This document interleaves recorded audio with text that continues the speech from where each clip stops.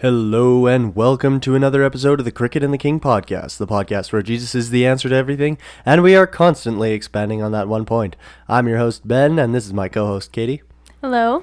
And today we are going to be talking about fitness, as it relates to the Lord and all that other stuff, because there is a verse in the Bible that says, physical training is of some value, but godliness has value for all things. So clearly the top value is godliness.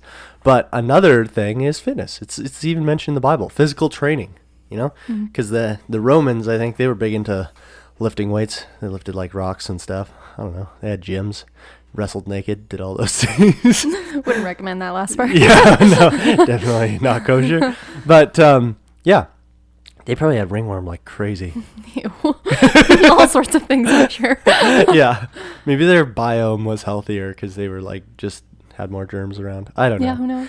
Anyway, but yeah, I wanted to talk about this because there's kind of been like a fitness push going on in society, in our generation at least. Like ages are like 25 to 35. Yeah, it's like everybody's just discovering it, and everybody has a lot to say, and everybody Yes. wants to be like a fitness influencer of sorts. Yeah.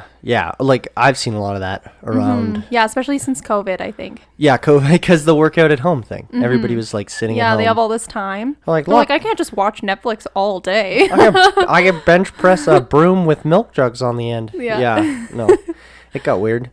Yeah, I think the biggest problem with the fitness community as a whole is like an overload of information. Yeah, An I feel overload so of content. bad for anybody that's trying to start and they look up on Google where to start and how to be fit, and then there's like a million contradicting things on there. And not just that, but you can't even sort through who the charlatans are.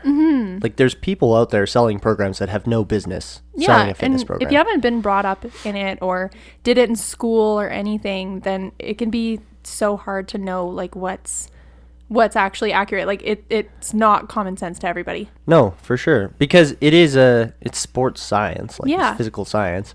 And there are new things coming out about it every day. But a lot of what has been because I've entered into workout culture type stuff just early on in life. Like, Well, like grade 3.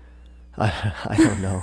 I watched Yeah, you did. my dad, I watched him do, it's like a really solidified memory, but my dad was doing like handstand push-ups, but like sets of 10 or something. Something That's great. pretty impressive. Yeah, well, he was a 6 foot whatever dude doing handstand push-ups, just shredded. And I was like, this is the way.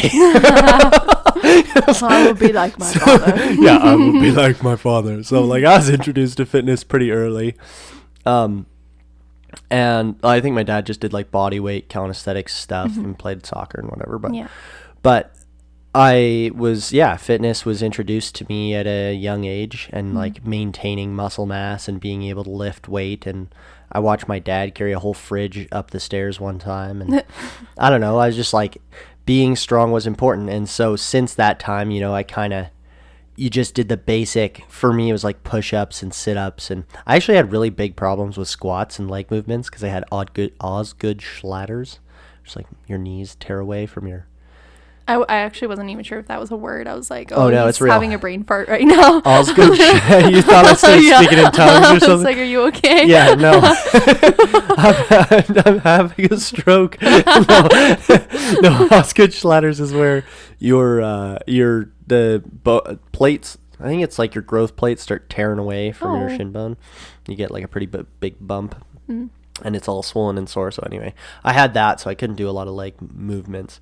But I did do the general fitness thing. And then from high school, I did what's called sports performance, where we learn how to work out, and you learn a lot of physiology and anatomy. So I feel like I've learned about working out. And then with the advent of YouTube, you can learn so much in terms of sports science and physiology. And if you listen to Huberman Lab or any of those other podcasts, it's just an endless bounty of like the most recent scientific knowledge on physical fitness and recovery. And Yeah. but again, like we were saying before, if you don't have a filter from which to start, it's very hard to start. And now that everybody is starting and being like, oh, fitness, like I work a desk job, so maybe I should do something else. Like that is, you're going into the deep end with no lifeguard. Like Yeah. you are going to be drowning in content. And I don't think it's that hard. I don't think fitness is that hard, and I don't think that it needs to be as complicated as we're making it. Yeah, well, like, to be fair, even generationally, like what people were exposed to, like even in our parents' generation and things like that, like what were the popular things that you would see in magazines, for example? Oh, like, yeah. For women especially, it was like you just ran and you Yeah, would fast running all the time. running and for fitness. Juice, yeah, like juice cleanses. Yeah. Oh, jeepers. And so so it would make sense that people would be like, oh yeah, to do like to start getting fit, this is the protocol. When it's like, actually there might be other things that would benefit your body more than starving diet. it, for example. Yeah. Yeah. For sure. And also knowing that it is not just because I think a really big thing that was popularized back in the day was dieting.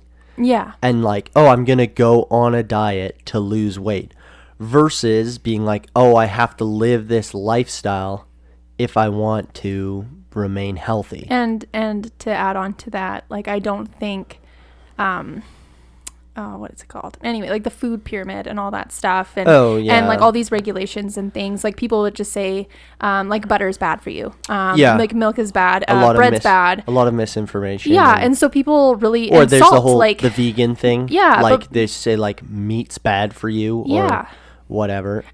So like people would swap real butter for margarine and things like margarine, that. Fun fact: margarine was made to fatten turkeys. That's literally what it's made for, and it's gray in color. Normally, yeah, and it fattened them up. Like they're like, oh, this is working, but we can just make it taste like butter. It hydrogenized. Anyway, it's got an extra hydrogen molecule to make it like solid fat, like vegetable oil. That's but somebody really thought to like market that to people and say that that's healthier than butter. Yeah. But yeah, like people have just gone through all these cycles of being told that this is bad, that's bad, this is bad. And so when people are trying to make an effort, I think, when it comes to their health and well-being, I think it's really hard because, like, especially people in older generations, they're just, like, going through everything that they've heard. Yeah. And a lot of that is really bad misinformation. And it's, like, diet culture and all these things that have been just through generations. And so people are cutting out, like all salt from their diet and all animal proteins and grains and everything. Or they're like, oh, carbs. Like carbs like devil, blanket statement are bad without realizing like carbs are like vegetables. And, like things like that. If you eat a whole bag of carrots, I defy anyone to try to just like eat carrots and indulge yourself as much as humanly possible and gain weight just eating carrots. It's like so much fiber. You'll get diarrhea. Like you will not. It's gonna be orange. You will not be able to like. You can't overeat carrots are carbs though. Yeah, they are. Yeah, but like for a blanket statement, it's like no, like that's not what you mean. Like refined. Also, I'm not talking about those bleached, delicious baby carrots because those have like bleaches and dyes in them. And I know a guy who swelled up his mouth really bad eating like a Costco-sized bag all at once. That's just a disclaimer. It's disgusting. It was Bergman from Camp Homewood. Okay. Shout out to Bergman. Crushing baby carrots. Had to learn the hard way that they're maybe not super good for you. Yeah. He was like, these are making my mouth go numb. Anyway, yeah. I don't think that the older generation is helped by their own misinformation. There's like, and it's not a conspiracy either that the sugar industry, it's legitimate fact that they paid off people to blame everything else. Like, going low fat on everything, I would argue, was a huge detriment to society for natural foods. One of the craziest things that I see is like the low fat stuff or and it has to get those fats out. They render it more. They process it more. Yeah. Like skim milk is hilarious. It's just flavored water. Like you take all the good parts out of it, like, you know, and that's not going to help you. Like fat is essential. When you look at survival shows, I really liked watching this one show. Oh, what's it called? Alone. They leave these people alone. The biggest problem for all of these people is getting enough fat into their system. Like they can hunt a whole, like there's been people that have shot moose and one guy killed a yak. Another person shot a deer. Like, and they have all this meat, right? But then you can actually die of what's called rabbit starvation. So settlers back in the day when they came to Canada, or let's say North America, they would come and they would like eat rabbits, you know, and hunt this small game, but they would actually die of starvation because they didn't have fat. And fat would be what would sustain you, what would allow you to metabolize the proteins and use the energy from the food you're consuming. Like, you need fat. Fats are super important. Well, even like the Inuits had it like down to a fine science Super with fine seals. science. Yep. And like Seal blubber oil. and everything. Yeah. Yep. And you see the necessity of fat in all cultures, like even in bringing it back to like Jesus stuff, like in Hebrew culture, there was like the kidney fat and stuff, all this, there was fat around the organs that was, you know, a burnt offering that was holy to God. And the reason it was holy to God and that they were giving it up is that it was valuable. It symbolized something valuable, right? They're not like getting rid of it because they're like, ew, gross, kidney fat. It's like, oh no, the fat of the Yeah, kidneys. just giving the worst of the worst to the Lord. It's like, no. No, it's like, it's because that was very important. That was an essential thing that they needed to eat, and people Yeah. understood the value of that. Even animals, though, if you watch Yeah. animals, it's like, well, what are the first things that like a wolf will go for? And like liver, yeah, kidneys. liver, kidneys, like Yeah. like organs. They go Yeah. for organ and the meats. fat lobes on the organs are super vital. And like the Inuit, they would suck like this is gross, but they would suck the fat out from behind the eyeballs of caribou, That's so and that was gross. like a treat to them, though. Like the little fat pocket Like a behind. tasty morsel. Yeah, they're like, oh, this is like ice cream. And they would just eat that because they Yes, knew that yeah. fat was so valuable. And they're also living in the north. It's Yeah, like do minus what you gotta 50. do to survive. Yeah, you suck those caribou eyeballs. Do what you gotta do. Try to make it. Yeah. But so there's the lies of the industry, and then there's also the oversaturation, and it's the immediate problem, which we could probably do a whole separate thing on this. But let's like the simple side of any problem for fitness, especially, it's basically calories in, calories out. Well, explain what immediate is first of all, because that might be a new term. The term immediate, I don't know who it was developed by, but it's one of my favorite new terms. And it's somebody that has a mid-level of knowledge on a topic, and they overcomplicate it because they have a mid-level of knowledge. Whereas on either extreme simplicity and ignorance, or extreme knowledge and competence, it is like it's built like a hill. So on the downside of the near side of the hill to you, let's say that's gross incompetence, and then you go up, and it's this steep jack up of information, and then you're at the peak of this hill, and that's the immediate with all this extra information that's actually not necessary. And then as you go down, or as you continue on, you increase in competence and actually are able to filter out unnecessary knowledge that you're sitting on, so the hill gets smaller, and then you're sitting on the other side of the hill, and the answer is simple. So the solution the example of this that I heard that I thought was really good is like, what is fitness? It's like calories in, calories out, eat relatively healthy and exercise, right? And then you get to the middle where it's like, optimize your macros and make sure your fasting window is perfect, and you're, red lighting your gonads and taking an ice bath. And then like optimizing. And then like at the far side, people that are in the fitness industry that understand it, that have deep physiological knowledge of the human body and how it works and how muscle breakdown and rebuild works and all those things. They're like, yeah, basically like eat well and exercise, right? So the super smart people and the super simplistic people are saying the same thing, and it's the same answer. I understand that there's probably extra knowledge and there are useful pieces of knowledge to know, but that's what I see is basically everybody on the internet all at once going through immediate fitness phase. And I've gone through this too. I've been through many phases of fitness. Yeah, just but you because, didn't have like a platform, right? That's Yeah. the difference. No, well, yeah. So I wasn't trying to teach anybody, but I'm just like, in terms of my own fitness journey, I was hard into calisthenics, which is just body weight stuff, and then I was like, this is the way. Nobody should lift weights, because you always think you're 100% right when you're doing whatever you're doing. I 'cause can you're never you. see you thinking that ever. Yeah, I have a problem. My name is Ben, and I have a problem.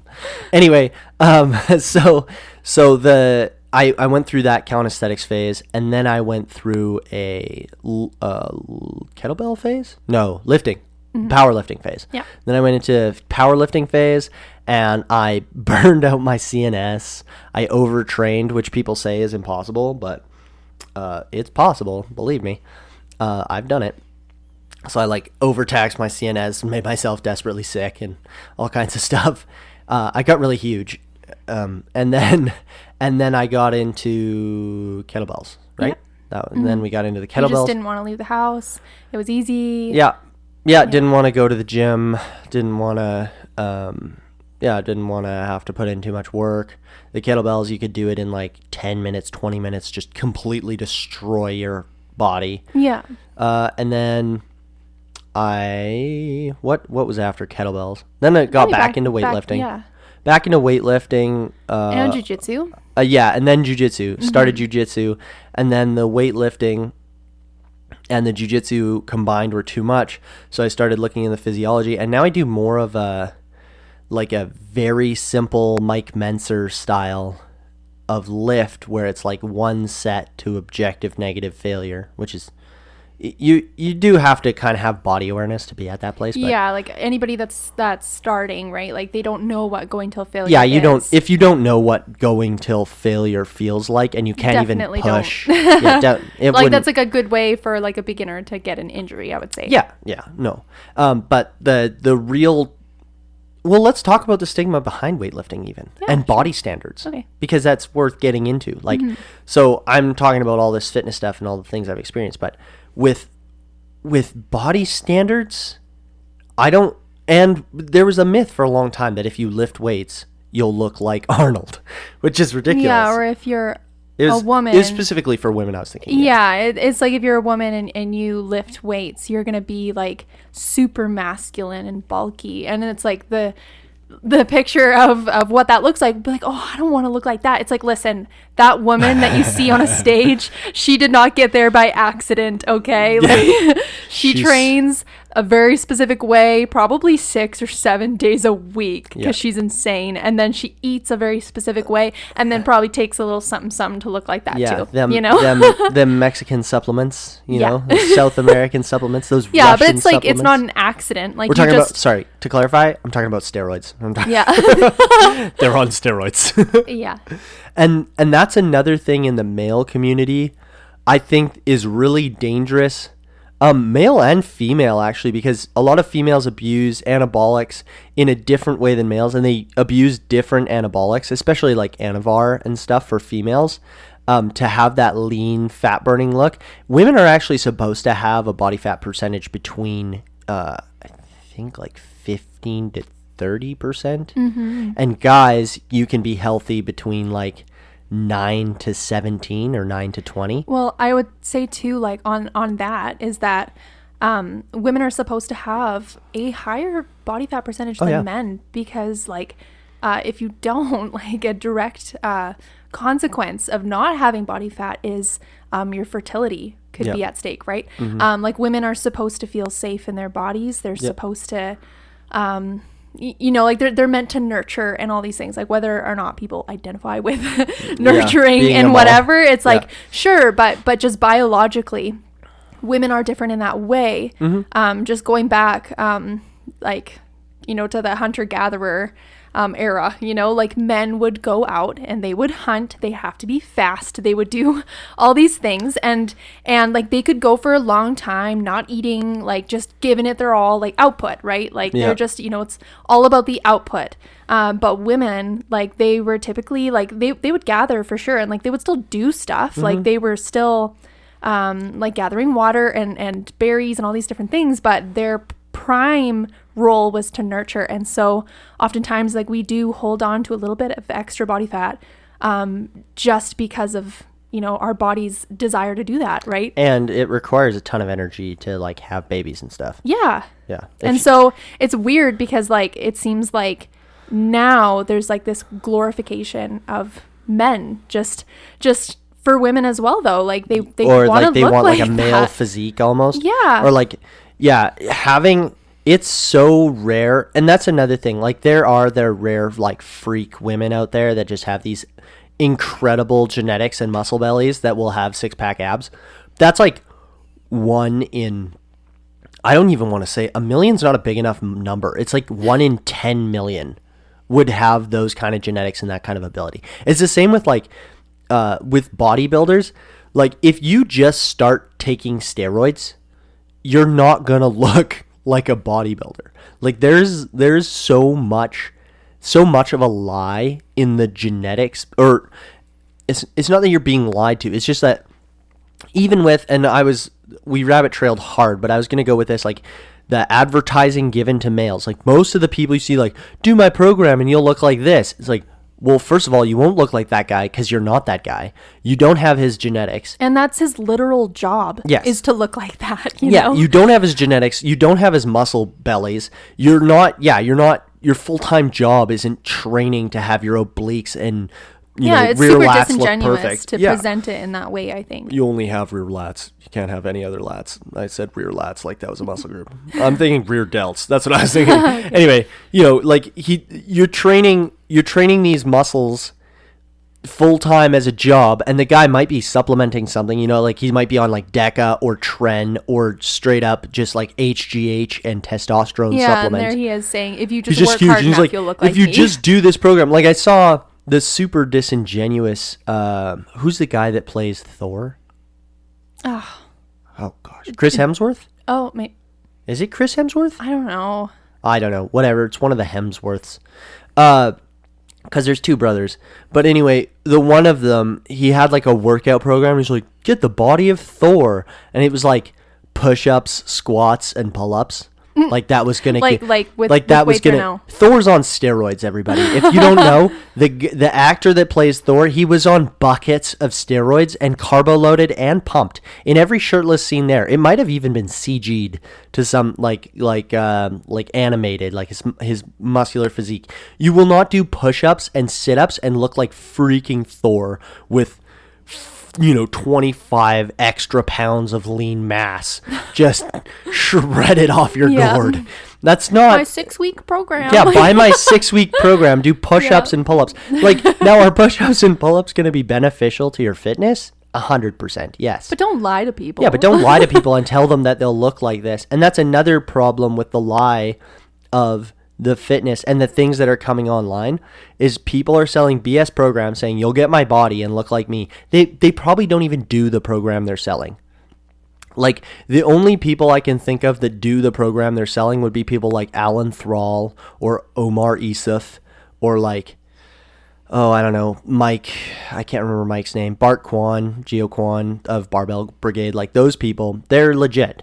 The programs that they sell or the products they do, but their bodies, they're all pretty like stacked or have been. Bart like goes through fluffy powerlifting phases, but I think that's like his selling point though. Yeah, he's super shredded right now for whatever reason. But he's like, if I can do it, so can you. Yeah, if I can do it, he's just like the poster child. Yeah, he's the poster child. Transformations. Yeah, poster child for transformations.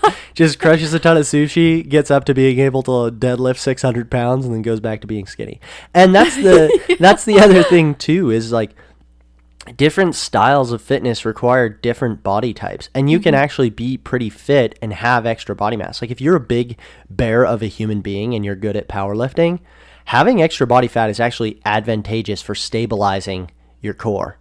And like that's why you see the all world record powerlifters, again, also all on steroids. Just to be clear, you will never achieve that size. Like Hafthor Jorgensen or whatever, the mountain guy, that dude's on, so many steroids that if you were to pee test him, it would melt the testing cup. Just all kinds of chemicals in there. But like that dude is huge, A, has perfect genetics, B, has trained for a really long time, C, and D, is on tons of drugs. This is the only way possible. And also, there's that one of the problems with bodybuilding too, I think, is the indulgence. Like the amount you have to eat and be self-involved to actually achieve that physique is insane. And that's like, it's vanity in like a sneaky different way, I think. Like they call it discipline, right? Yeah. But it's like, I'm so disciplined. I went into the Arnold voice. Arnold is jacked. But Yeah, but, and you know, it's like praised, right? Like you were Yeah. so disciplined, but it's like, I don't know. I don't want to weigh my food before every meal. I don't want to nitpick every single like calorie and macro that's in my meal. Like it's Yeah. just, there's an element where it's like you're either super committed or it's just your lifestyle and you like to exercise because it the way it makes you feel. Yeah. Yeah, like I personally, I'm not really willing to cross that line Yeah. of like, and it's like, yeah, I might never look like so and so. That's okay. Like I'm not committed enough, and I know that. Like you can poo poo on my discipline or whatever, but it's like, no, I have hobbies. Like Yeah. I have a life outside of the gym. Yeah, Sorry. it's definitely that. And that's the thing too. And also, just a disclaimer, I am not a doctor. Neither is Katie. Are you a doctor? No, I'm not. I like that you had to think. You're like, have I been doing online courses at night while you're asleep? No. So neither of us are doctors. So none of the advice that we give here is medical advice. Seek to speak to a medical professional or whatever, blah, blah, blah. All the legal disclaimer necessary. But there are, I think, basic, simple things that if you're looking to improve your fitness, you can do that it's generally going to be helpful. And now, if you have access, because another thing is it's a privilege. Like we have a squat rack in our home. Yeah. That's a huge privilege to have barbells. Like we have 2 barbells. We have like a ton of weights in our basement. We have access to a treadmill. Not for running people, for incline walking. Incline walking is superior. Yeah, we're not runners. That's just our personal preference because, yeah, running sucks. Anyway. Sorry. If you love running, God bless you, and I fully believe that you enjoy it. But there's always a piece of me held in suspended disbelief when anybody's like, I just love running. I'm like, I don't know. You love torture. That's what you love. You just hate yourself inside. Just kidding. Maybe not. Well, the people that run in winter for sure. It's like Yeah. there's some sort of there's- self-harm complex. yeah, like the people I would see out in like Edmonton, Alberta, just running and it's minus 38, and you're like, there's no way you enjoy that. Yeah. Just be honest. Just be honest. This is a flex. This is flex on the rest of us that are sitting here doing squats in our heated house.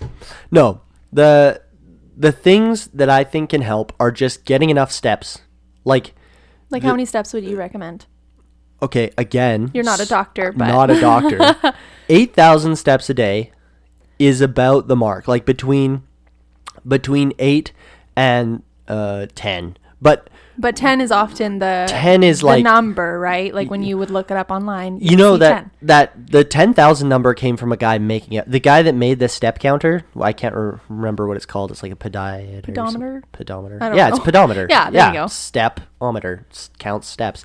But he Ped was, like, meaning in- feet in Latin, I think. Yeah. Anyway, but He's like some Japanese. he's some Japanese dude, and he's like 10,000 steps, and that was a random guess, but it's pretty close. Yeah, it was super Research close. shows that the amount is like, I think it's between 7 to 9,000. And you can shoot for 10. Yeah, you can shoot for 10. And if you get 8,000, that's good because the returns on more than that are kind of diminishing. Like as far as the studies that I've heard of go, it's like anything over, it's like you're not going to, if you get 10,000 steps, like 12,000 isn't going to be, the curve is flattening, for Yeah. like you're not optimizing your use of time. So I think, yeah, probably 8,000 steps. And then in terms of what you eat, calories in, calories out, really. Like there is some nuance with hormones and with medication. and things like that. medication especially. Yeah, that's a big can one. cause, but the medication, what it's doing is it's just slowing your metabolism. So it's not. Yeah, it's not So that one like is, calories that one is in, tough. calories like, out. It's hard to say calories in, calories out, like blanket statement when there's so many things that mess with people's physiology, I would say. Yeah, I mean, yeah, there are a ton of medications, but in terms of if you are eating enough to sustain your weight, like if you stay within, because most people fluctuate. Another thing, your weight will fluctuate between like 4 to 10 pounds every day, which is crazy, but we're made of a lot of water, and you can pee it out, or you can drink it, or you can eat food that weighs like 2 pounds or whatever. have a bowel movement that lightens you significantly. But you can. There's lots of ways your weight can go up and down, and that's normal. But if you over a long period of time see that your weight is consistently going up, that means typically that you're eating too much. And then if your weight There's is some kind of change maybe that needs to happen. Yeah. And then if your weight is consistently going down, you are not, well, I mean, like, it depends. Like, If that's you your could goal, sure. Well, if you're overweight. But again, what does overweight look like? Because there are things like anorexia and whatever where you can never be skinny enough. You know, some lady could be 110 pounds and look like a Holocaust victim and still think that they're fat because there's something in their brain that Body is dysmorphia. yeah, body dysmorphia that's broken. And that's, that's awful. But anyway, if you are not eating enough, your weight will be going down. Or if that's your goal, it should be going down slowly. Yeah. Never should anybody you- that's like you'll Yeah. lose 10 pounds in a single week. It's like it's like I don't know, or like even more drastic than that, right? Like there's a lot of like buzzword like programs out there that promises a Lose certain amount. 40 pounds in a week. It's like, are you making them do a water cut that's like professional wrestler level? Like Olympic wrestler water cut where you put on a sauna suit and sweat it out in an Epsom salt bath? And like What are if we you doing? have a lot to give, then like sure, you'll probably find that it comes off a lot faster Okay, than that's others, true. right? If you're a little bit overweight, it'll come off very slowly. Like if you have an extra 10 pounds over Christmas or whatever, and you're being healthy, and you return to your baseline and you're going, it'll come off it could come off as slow as 0.5 pounds every 2 days. That'd be like 0.25 every day. Yeah, I think people often like they use this scale as like the number one indicator for success, right? Like Yeah. And so they're like, oh, like I've only lost 5 pounds, as if that's like awful, right? Again, because of the buzzword type programs and promises that you would see online. That's another thing though. You should not care about how much you weigh at all. No. You should care about how your clothes fit. Yeah, and like That's and if, it. That's yeah, the indicator. And I would say too, like if it is your goal, right, to slim down, or if you're like a dude and you want to get bigger, Yeah. right, like a better way to do that than a scale is to like pictures, if it's your goal, right, Yeah. or measurements, and then just seeing how your clothes fit. And then but here's another piece, bringing it back to the Jesus thing, because, on this podcast, Jesus is the answer to everything. You don't want to make an idol out of anything, right? So with fitness, like it can become an idol. And sometimes I've had seasons where the Holy Spirit's told me to just like let it go, whether that's a season of like fasting or a season of just not working out because I have other priorities, or a season of, changing the way I work out. It's actually been through my prayer life and through relationship with God that my fitness journey has kind of progressed the way it has, which is very odd, obviously, and a lot of people probably won't have that experience, but that is even how I found this method now. I was overworking pretty much because I was trying to maintain a powerlifting schedule and a jiu-jitsu schedule, and then I was guided to this Mike Mentzer way of working out, and it's worked. I work out really hard once or twice a week with weights. It only takes me about 30 minutes to an hour, depending on how lazy I am between sets. And, and then I do jiu-jitsu, which I like. It doesn't take me any effort. That's the other thing. Your fitness should be something you like. Something you like doing. So it's like it doesn't even have to be like lifting weights, although heck no. that has like a ton of benefits. It should say though, lifting weights, as you get older, like for your bones. I was going to say that, like for, it was like the number one leading cause for injury and death in elderly was like falling because of weak knees, right? Weak like legs. weak legs. So it's well, like even kettlebell swings, like kettlebell swings are really good. This is just a side note. Again, not a doctor. Kettlebell swings are really good because they load the spine super heavy using gravity, basically, but only for a very brief period of time. From the time the kettlebell swinging from the peak of the swing to the bottom of the swing, it like goes in a U curve of how much your spine is loaded and quickly ascends and descends, right? and then as you swing it up, it's the same. You engage hard, and you're pulling. Suddenly, if you're Yeah. swinging a 70-pound kettlebell, suddenly you're swinging like almost 200 pounds at the peak swing of the movement, but then that curve quickly drops off. Yeah, I would say that that's probably a pretty good introductory to like any kind of weightlifting type thing, just to feel like just the weight, right? Yeah. Like beyond just body weight and stuff. Like if that's what you're doing and that's what you like. But if that's what you have access to, but like burpees, if you do 20 burpees every day, I guarantee you'd see results. Well, I remember 20 isn't even that many. Like, yeah, I did like a squat I'm challenge. talking about push push-up burpees also, to be clear. Okay. Yeah. I did like a squat challenge, I think when I was like 19, and like I think you got up to like 320 squats or something, which like you take like a break at like the halfway Yeah, they're point. sets. You're not just crushing 100. I think, but yeah, it was a lot. But anyway, it was like I definitely saw a change in my structure, and I felt way stronger. So it's like, yeah, there are things that you can do. And it's like, I don't enjoy doing like 320 or 350 squats in a row. So like I choose to do other forms of exercise, but like too much. but Too many squats. and it's like, no, I wouldn't really recommend that. But I'm just saying, whatever you have access to, and if it is just body weight, or if it is just walking, like going for like a half-hour walk, 40-minute walk, 2 20-minute walks, like that's a great place to start as well. A week too, not a day. You know what I mean? Well, I'm saying as a starting place. As a starting place for sure. But you walk because you like to walk. Yeah, I like it. I listen to podcasts and it's I my time. I hate walking with all of my heart. That's why I do jiu-jitsu. I hate anything that doesn't have a point. Like, I also detest backpacking. I love being in the bush and camping and bushcrafting and stuff. I hate that. I love hiking. I know. I can't stand hiking. It's a relational and I'm like, problem you think we're the working point through. would be the view, but you're like, no, that's not enough. It's simply not enough. No view is worth like 20 hours of your life. Just I'm not even asking gone. for 20 hours. I'm asking for like an hour and a half hike one way and be like, oh wow, this mountain is high. Well, I mean, like, but you do that. You get to the top, you say, wow, you breathe it in, you have a sandwich, some water. I think the only way I would like appreciate hiking is if I was going to base jump off the other side. Like if it went to like a sheer cliff and I got to jump off the other side with the parachute.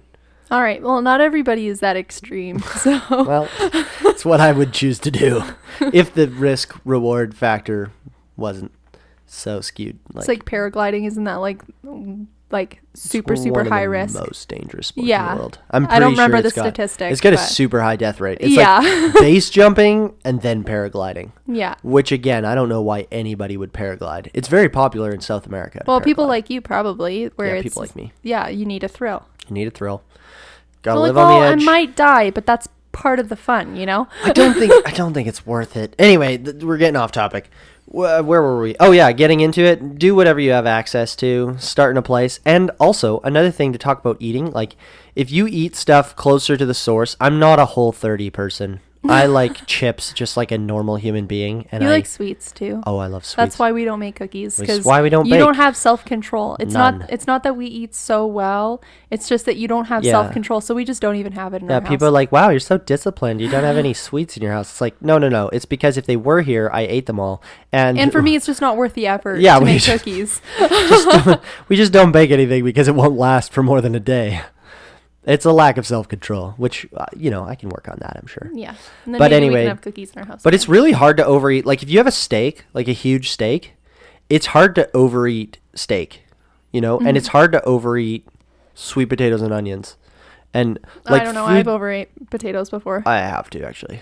Okay, never mind. Potatoes I take back. Potatoes are really good. But well, like, it's a carb. Like, proteins, I would say. Like, proteins, it's hard to overeat proteins. It's hard to overeat proteins.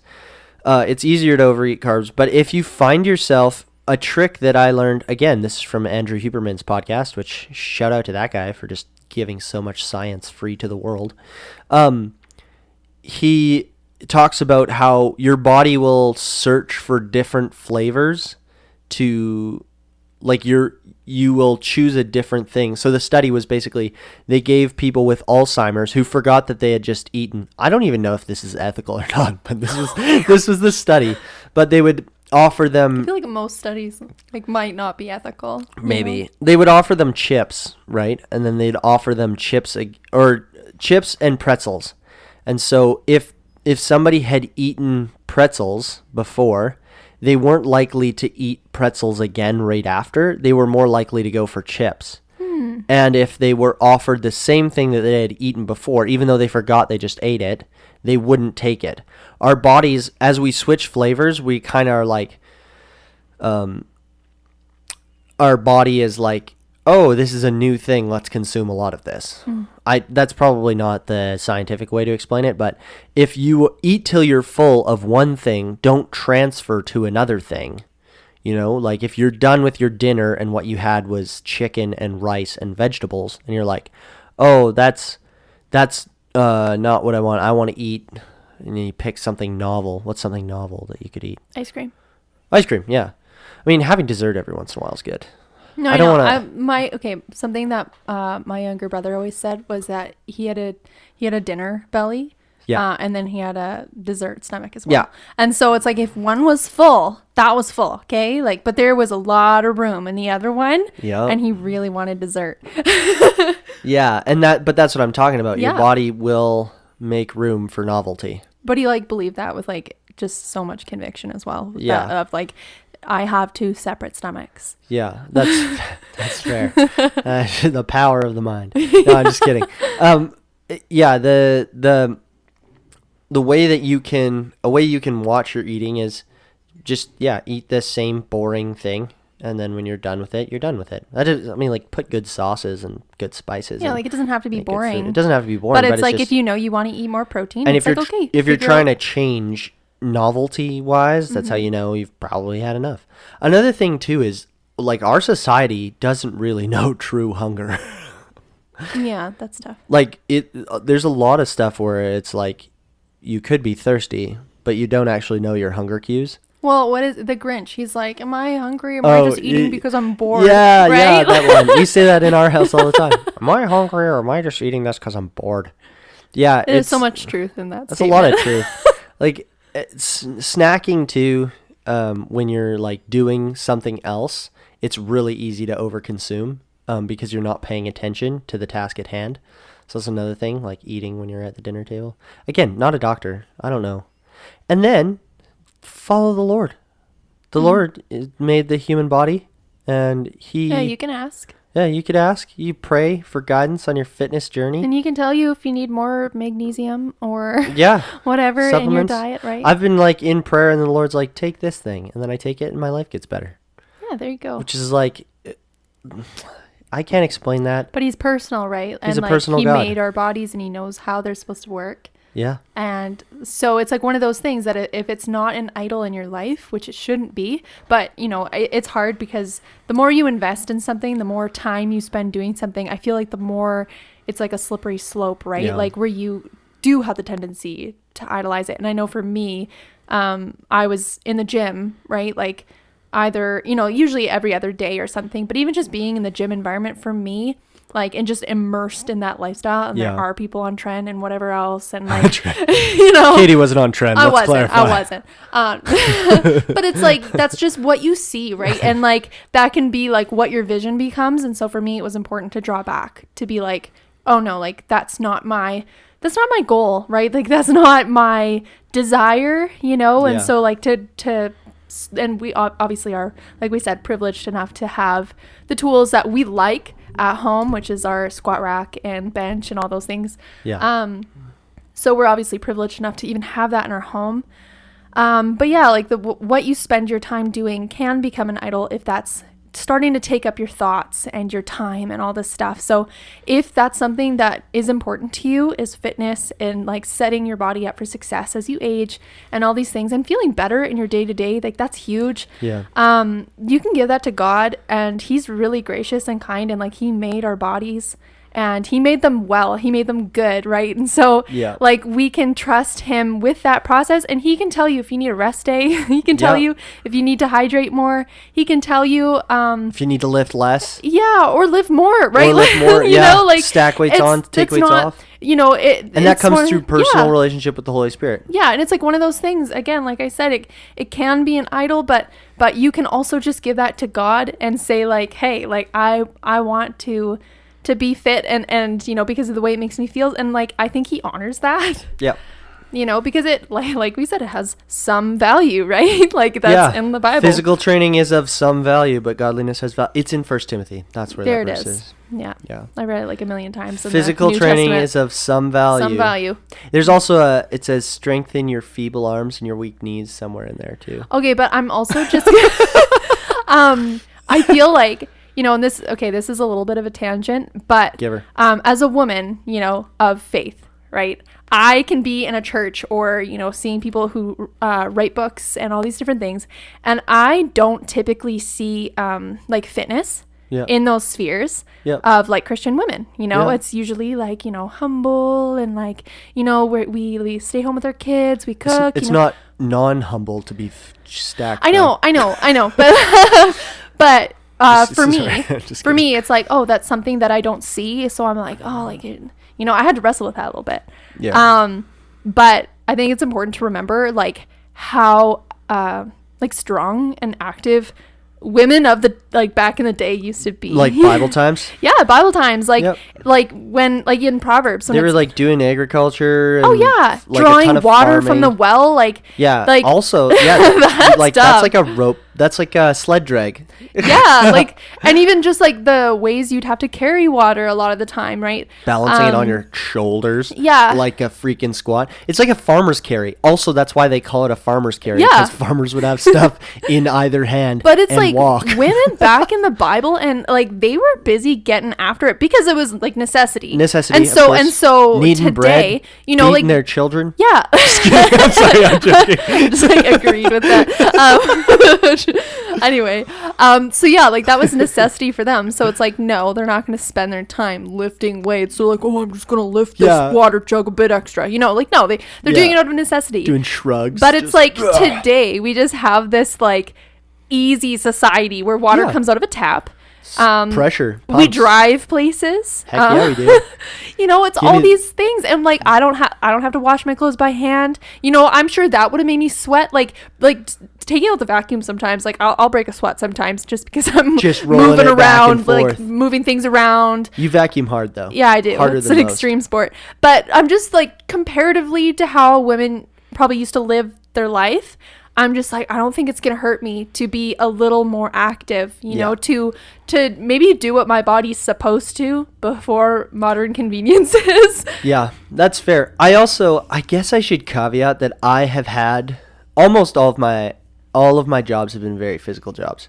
Yeah. The only time I didn't have a really physical job, well, when I was a security guard, it kind of depended on where I was stationed. When I was in the hospital, I was walking around fighting crackheads. Yeah, you were in a cubicle. Yeah, for a but little then while there was another one where I Those was are in a dark mod times. yard. I was in a cubicle, sitting down, watching a lot of movies, just bored out of my gourd. But most of the time, Like that would be the dream for some people. for some people, but not for me. And then the other times I was managing a restaurant and but walking around a whole lot. Very active. Very active, and then trades. And trades is I was an electrician. I am an electrician. So making sure to balance for me too. I have this physical job. And then you kind of have to balance weightlifting with that and manage your... But if you have an office job, I think it's a little easier to go a little harder in the fitness realm. And it's important, right? Like I think it's hard because it's one of those things, like if you're at a desk all day, you're tired in a different way. Like you're probably really mentally and emotionally exhausted. Yeah. Well, it's hard to put out... It's a different kind of work, right? Yeah. Like if you're managing relationships... Like if you're a salesperson, Yeah. right? You are managing social interaction. You're thinking on your feet. You're trying to coordinate deals. You're trying to reach out to people, get back to people that have reached out to you, and you're juggling a lot mentally. And so if you do that and you're legit working, like not just petty, like, I'm going to talk to Susan at the water cooler or whatever. Like you're working with your brain. your mind's gonna be tired. Yeah, and like your immediate reaction to that, or like what you want to do when you get home, like you want to eat some dinner and then you want to spread out on the couch and like just relax, flop. right? Yeah. But it's like you are able to have like a physical output. Yeah. You have not exhausted those resources throughout the Yeah. day. You may feel tired, but it's one of those things that once you start, it's like the gift that keeps on giving, right? Like Yeah. you will have more energy. You'll get more energy Yeah. sometimes working out too. Yeah, You and can overtrain. I think you do. Yeah, you can overtrain, but I think for most people that work, Overtraining is a problem that happens to psychos. It's not a problem that happens to normal people. yeah, I would say like it really depends. Like if you're a tradesperson and like you're doing construction, for example, and construction guys, like I feel like they don't have to try to like have these big arms and whatever. Like they're doing Big stuff. hands, lifting beams. Yeah, like they're hitting out nails, there doing stuff. They're beating their walking a ton. apprentices. Anyway, but they have these active jobs, so like for them to be fit, like it's probably going to look different than somebody that works a desk job, That's true. But for most people that do work these jobs that don't require a lot of physical output, like if you start, like you'll Yep. probably find that you have better sleep. Yeah. You have more energy the next day. Well, It's like a gift that keeps on giving. I actually knew a guy though in the trades.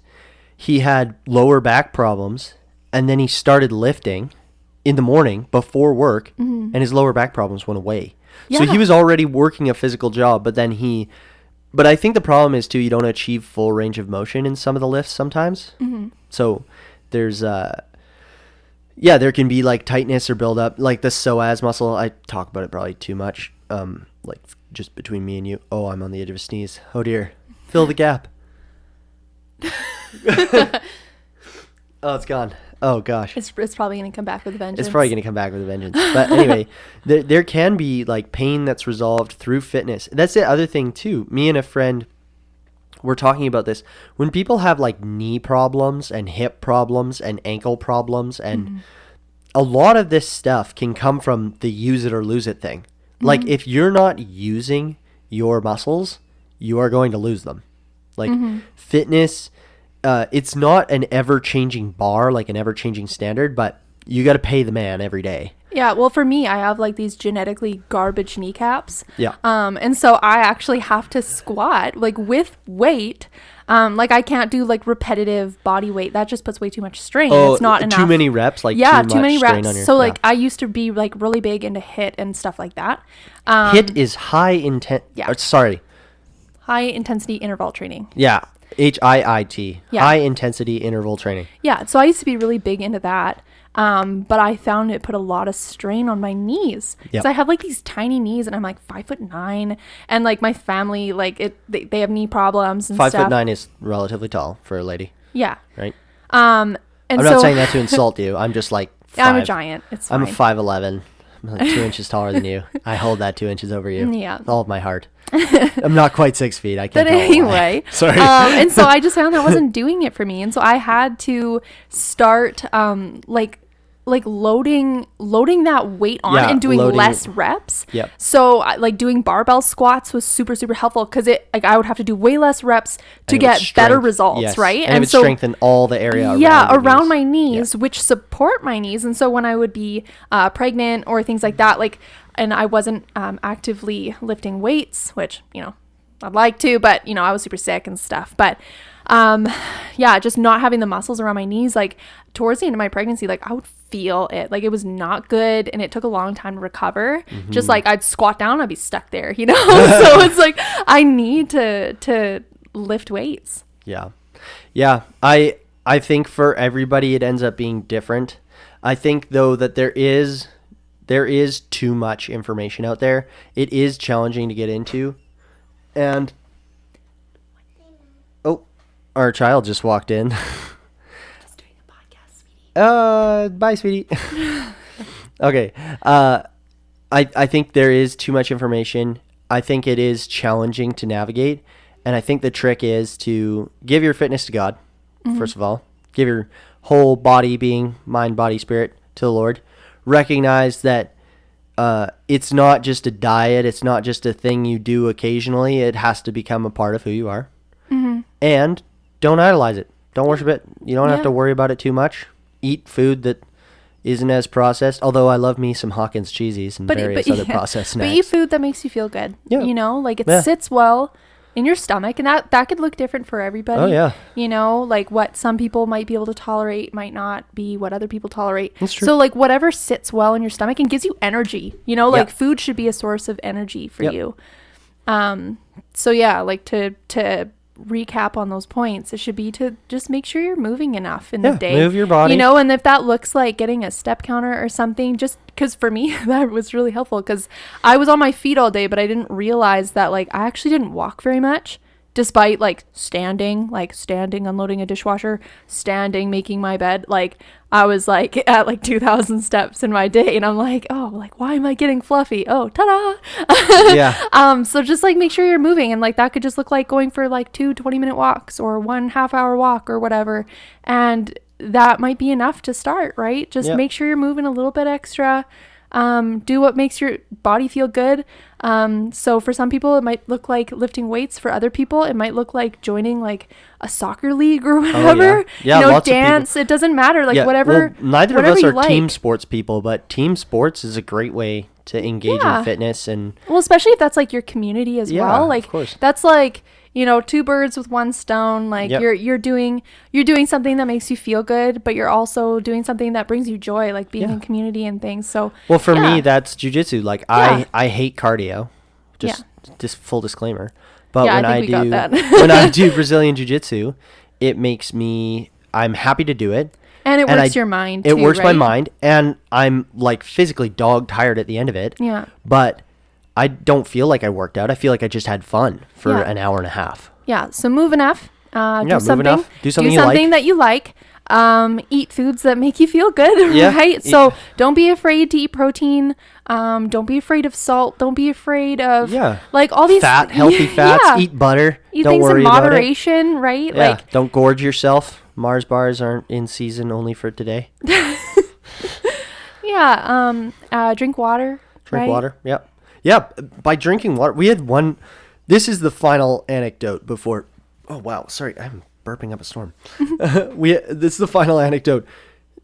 There's this one fitness person that Katie followed online that was like, "Here's my pro health and fitness tip." And she looks great, so I'm She just looks like, amazing I also. think I'm just like, you know, tell me your secret. It's got to be good, you know. Yeah, and she was like, "I was drinking 2 liters of pop a day." It was like, dude. That's really. That's your secret? That's you just your like secret. stopped drinking 2 liters of pop? So yeah. drink Everybody's wa- starting place is drink different, water, you know. folks. Like Sugar- you can cut that out and then look phenomenal, or you can do the right things and just have to work a little harder, you know. I don't know. But yeah, sugar is an inflammatory and whatever. And so, you know, you don't have to like avoid sugar. Like I like sugar. I think we already clarified. Okay, and then I think the biggest thing, the biggest takeaway What's that the we biggest- actually haven't talked about at all Oh. is sleep. Like, Oh, yeah. sleep is huge. Like, a lot of people, you know, they're on their phones right before they go to bed, or they're binge watching Guilty. something. Yeah. Guilty. Yeah, I know you're always on YouTube. I consume a lot of content. Yeah, they've made it too easy. They really have. I couldn't So go to accessible. university, but I can watch lectures online. It's problematic. I Anyway. have access to the professors at MIT for free. Yeah, and so God you're bless America. you're just stimulating your mind. That's true. With blue light, right? Like Yep, just blue right light. before you go to sleep. I would like to say I have a blue light filter on my phone. Congratulations. So when I stare at it at night, it's not as bad. Anyway, but you're still stimulating your mind, right? Like do things that help you wind down, right? Like maybe that's stretching, maybe that's just like sitting in Turning on lamps and, before like, you go to bed. instead So of like lo- overhead lights. Yeah, lamps instead of overhead light puts the light lower in your eye line, which is proven to actually allow you to release. It's not adenosine. It's the sleep one. It doesn't matter. Anyway, Serotonin. Melatonin? Melatonin. I don't know. don't think it's serotonin. Anyway, I think it allows your body to start winding down. Melanin? Melanin? I don't know. No. Let's just stop while we're Melanin is something else. Melanin is the stuff Melatonin? beneath your skin, isn't it? Oh my gosh. No, laminin is the cell. I need a stuff nap. Together. Whatever. Okay, we're gonna wrap this up. But sleep is really important. Yeah. So drink water, sleep enough, move your body, and listen to the Holy Spirit. Follow the Lord. Trust in the And- Lord with all your heart, And mind, and just strength. if you haven't started and you feel like garbage, just start at a simple step. Like, it's just like one step at a time. Like, and it's like a domino effect of like, you just start the one thing and the next thing will be easier. And then the next thing will be easier. You don't have to just dive head first and do somebody's program right off the bat. Like, just try like going to bed earlier. And if you have a hard time sleeping, then try like moving your body, right? And then seeing if that helps, right? If you don't have to be an all or nothing kind of person. You can just ease in. You're not like optimizing your routine, wake up and cold plunge. And I think that's what is so hard for a lot of people, is that they are all or nothing people, and they mess up on like one little thing, and then it's game over. Give yourself grace. Yeah. Give yourself grace. Again, give it to God. Give it to God. If you know him. Yeah, he forgives you. His mercies are new every morning, and your ability to forgive yourself and be kind to yourself, not in this pseudo new age like love your body and you're 300 pounds with COPD on death's door. Like, no, that's not kindness to yourself. That's not having grace for yourself. You're killing yourself. You're self-harming.